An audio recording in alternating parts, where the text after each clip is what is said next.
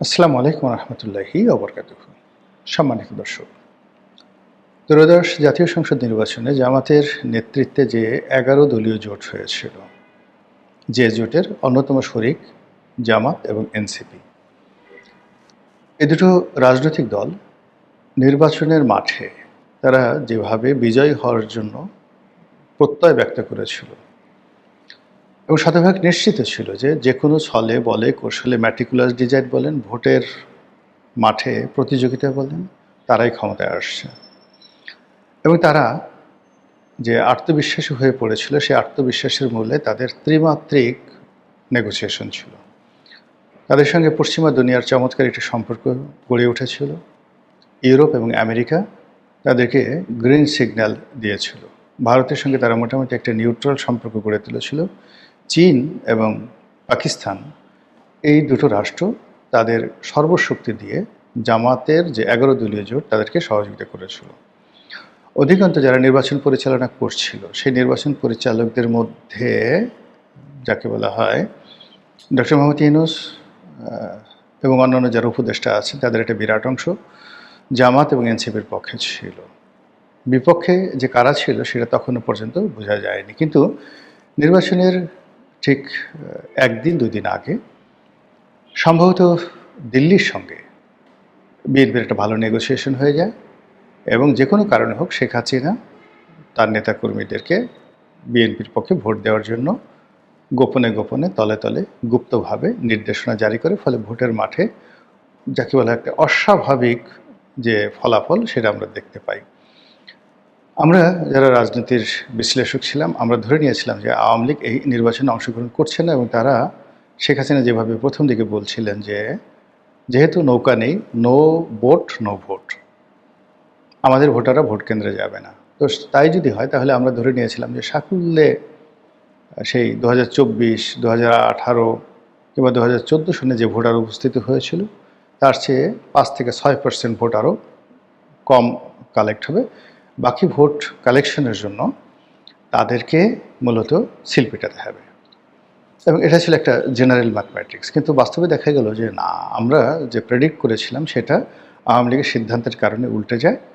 অসংখ্য voter vote কেন্দ্রে উপস্থিত হয় এবং তারা বিএনপিকে ভোট দেয় এবং বিএনপি বিজয়ী হয়ে যায়। বিএনপি বিজয়ী হওয়ার পর সঙ্গত কারণে জামাতের মধ্যে নিদারুণ প্রতিক্রিয়া দেখা দেয়। তাদের মন খারাপ হয়ে যায়, মেজাজ গরম হয়ে যায়, তারা ভেবে পায় না হোয়াট শুড ডু, কী করা উচিত। তাদের যে 17 মাসের সাজানো গুছানো সংসার সব তছনছ হয়ে যায়। তারা প্রশাসনের বিভিন্ন জায়গাতে যেভাবে তাদের পছন্দের মানুষ বসিয়েছিল, যেভাবে তারা হেলে দুলে রাষ্ট্র পরিচালনা করছিল এবং যেভাবে তাদের কথা মতো সব কিছু চলছিল, কূটনীতিবিদরা তাদের সেই মগবাজারে আসছিল, ব্যবসায়ীরা দলে দলে জামাতের আমিরের সেই আনুগত্য প্রকাশ করার জন্য, সোহবত প্রকাশ করার জন্য, বায়াত গ্রহণ করার জন্য যেভাবে ছুটাছুটি করছিল, তাতে জামাত মনে করেছিল যে তারাই এমিরেটস প্রতিষ্ঠা করতে যাচ্ছে এবং তাদের নেতা আমিরুল মোমিনিন হতে চলেছেন। ঠিক সেই জায়গাটাতে অলনে ছাড়েন জনাব তারেক রহমান সাহেব এখন জাতির নেতা হিসেবে আবির্ভূত হয়েছেন। কথাটা বললাম আমাদের তথ্যমন্ত্রী জনাব জহিরুদ্দিন স্বপন, তিনি বলেছেন জনাব তারেক রহমান সাহেব তিনি জাতির নেতা। এই শব্দটি সিঙ্গুলার নাম্বার, অত্যন্ত তাৎপর্যপূর্ণ একটি শব্দ। তিনি তাকে বলতে পারতেন যে জাতীয় নেতা, কিন্তু জাতীয় নেতা তো তিনিও জাতীয় নেতা, তার মতো শত শত জাতীয় নেতা আছে। আমি গোলাম মোল্লা রনি, আমিও একজন জাতীয় নেতা। পুরো জাতি যাকে চেনে, পুরো জাতির একটা বিরাট অংশ যাদেরকে মনে করে যে না এরা নেতা হওয়ার যোগ্য, তারাই জাতীয় নেতা। তো সেই অর্থে জনাব তারেক রহমান সাহেব জাতীয় নেতা হবে। কিন্তু জাতির নেতা মানে সুপ্রিম কমান্ডার, ইমামুল আজম, এরকম মানে, বা হুজ্জাতুল ইমাম, নেতাদের নেতা, সর্দারে আজম, বা হজরতুল আল্লাম। আরবিতে যে এই শব্দগুলো আমরা সবসময় ব্যবহার করি, ঠিক যেমন কাজী উল কুজ্জাত মানে কাজীদের কাজী। তো জাতির নেতা বলতে যেটা বোঝায় সিঙ্গুলার নম্বর, এই জাতির একজনই নেতা আছেন। তিনি জনাব তারেক রহমান, এটাই স্পষ্ট। তো এই সকল কথা আমার মতো সাধারণ মানুষ যখন বুঝতে পারে, তখন জামাতের লোকজনও তো বুঝতে পারে যে বিএনপি মূলত জনাব তারেক রহমান সাহেবকে জাতির পিতা কথাটা না বলে জাতির নেতা হিসাবে মূলত তাকে কর্তৃত্ব, দ্য লিডার, এখন একটা সময় বলবে দ্য লিডার বলতে তারেক রহমান সাহেবকে বোঝানো হবে। যেমন দেখা গেল যে যদি লিডার বলতে কাউকে বোঝানো হয় উত্তর কোরিয়াতে কিমকে বোঝানো হয়, যদি বাপু বলতে কাকে ভারতে বোঝানো হয় তাহলে মহাত্মা গান্ধীকে বোঝানো হয়। তারপর কায়েদে আজম বলতে যদি কাউকে বোঝানো হয়, কায়েদে আজম মানে নেতাদের নেতা। কায়েদ শব্দ অর্থ নেতা, আর আজম মানে নেতাদের নেতা। তাহলে আপনি বলেন তো কায়েদে আজম বলতে আপনি কাকে বুঝেন? মোহাম্মদ আলী জিন্নাহকে বুঝেন। তো এখানে জনাব তারেক রহমান সাহেবের যে জাতির নেতা, এই শব্দটি আপনি যদি ব্যাখ্যা করেন, এটি মূলত the grand leader, the supreme leader, the Quaid Azam, এরকম শব্দের সঙ্গে মানানসই।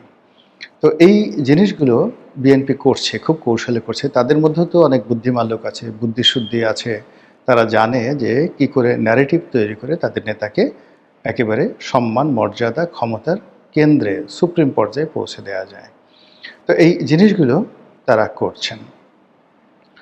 এই জিনিসগুলো করার ফলে কি হলো, জামাত মানসিকভাবে বিপর্যস্ত হয়ে পড়েছে এবং জামাত এবং বিএনপির যে সম্পর্কটি, সেই সম্পর্কটি এখন রীতিমতো সংঘাতের দিকে চলে যাচ্ছে। আপনারা জানেন যে ইতিমধ্যে সেই সংঘাতের কতগুলো লক্ষণ ফুটে উঠেছে। সামনে যে 12 তারিখে জাতীয় সংসদের অধিবেশন ডাকা হয়েছে, এই অধিবেশনে আসলে কি হয়,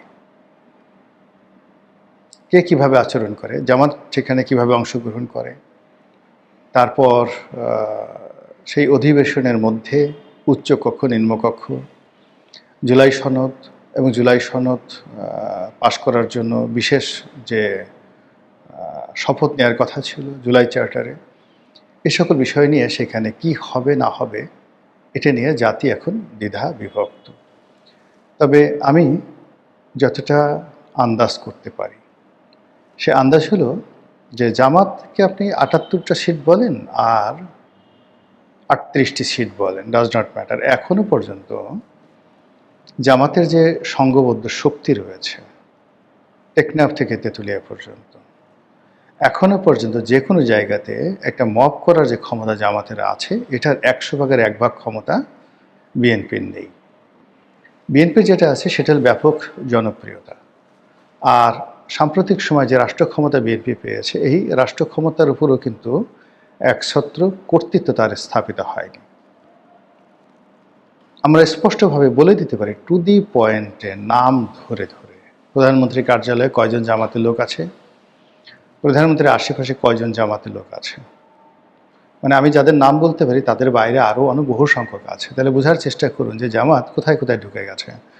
প্রশাসন, মিলিটারি, তারপর শেষে পুলিশ থেকে শুরু করে অন্যান্য যেই জায়গাগুলোতে বিএনপি খুব বিশ্বাস করে, যাদেরকে বিএনপির নিজেদের লোক মনে করে নিয়োগ দিয়েছে, তারা যে প্রকৃতপক্ষে তারা যে জামাতের লোক, এটা বিএনপি না জানলেও জামাত খুব ভালো করে জানে।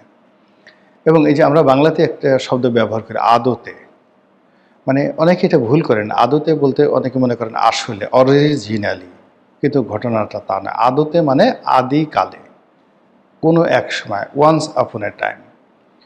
তো আসলে আদতে মানে আদিকালে, ওয়ান্স আপন এ টাইম, যদি কেউ জামাত করে থাকে, সে মৃত্যুর পূর্ব পর্যন্ত ইয়া জামাতি, ইয়া শিবিরি, এই কথা বলেই তিনি মরতে স্বাচ্ছন্দ্য বোধ করবেন।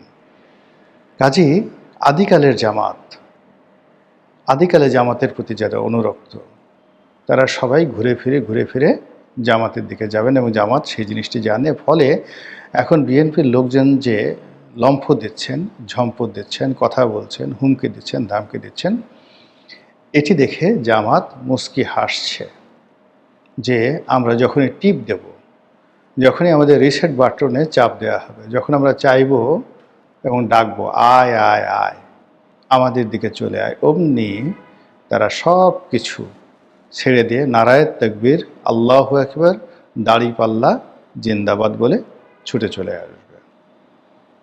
আর তারই প্রেক্ষিতে আপনি দেখুন, এই পবিত্র মাহে রমজান মাসে জামাতের যে কর্মকাণ্ড, সেখানে কোনো ফ্রাস্ট্রেশন নেই, হতাশা নেই। তারা বরং বিএনপিকে থ্রেট দিতে যাচ্ছে। তারা বিভিন্নভাবে বিএনপিকে ব্যাধিগ্রস্ত রাখার চেষ্টা করছে।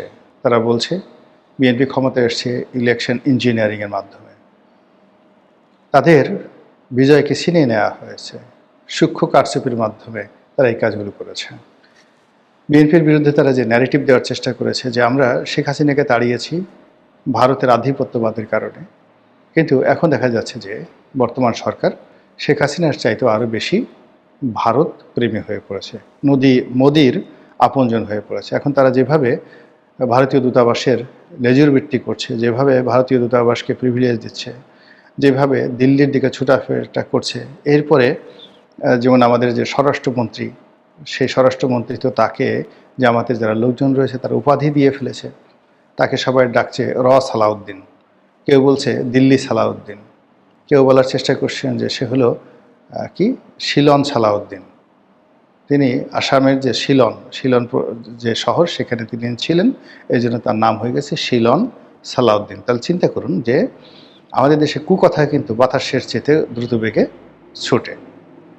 এখন এই যে নাসিরউদ্দিন পাটোয়ারি মির্জা আব্বাসকে চাঁদাবাজ বানিয়ে দিয়েছেন, জামাত বিএনপিকে জালেম বা এক জালেম গেছে আর এক জালেম আসছে এটা বানিয়ে দিয়েছে, এটা সহজে যাবে না।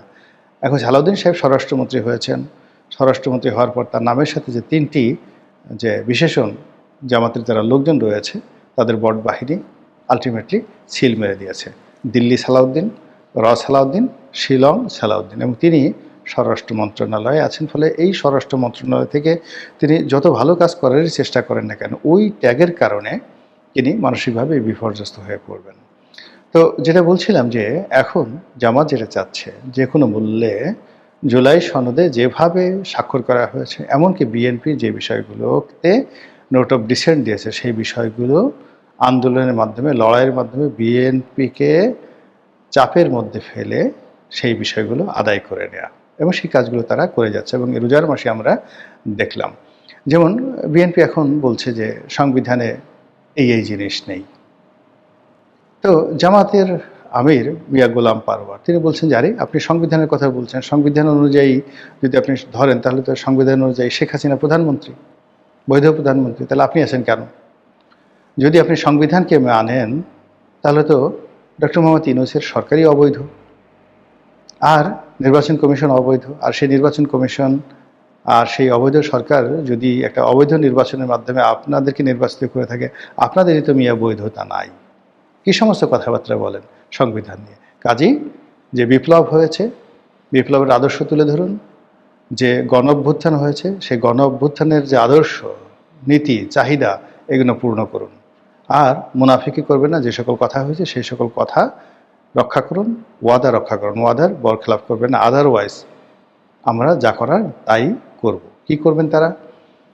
তারা শেখ হাসিনার বিরুদ্ধে যা কিছু করেছেন সেই কাজগুলো করবেন। শেখ হাসিনার বিরুদ্ধে তাদের নিজস্ব লোক দ্বারা তারা সেনাবাহিনী, পুলিশ বাহিনী, তারপর সচিবালয় কি করেছেন আপনারা জানেন। তারা তাদের নিজস্ব লোক দ্বারা যাত্রাবাড়িতে, উত্তরাতে, মোহাম্মদপুরে, রামপুরাতে, মহাখালীতে কি করেছেন আপনারা সেটা জানেন। সেই কাজগুলো, অর্থাৎ আওয়ামী লীগের মতো একটা শক্তিশালী দল, শক্তিশালী যাকে বলে সরকার ব্যবস্থা, এবং একজন আয়রন লেডিকে তারা যেভাবে নাকানি চুবানি খাইয়েছেন ঘোলা পানিতে,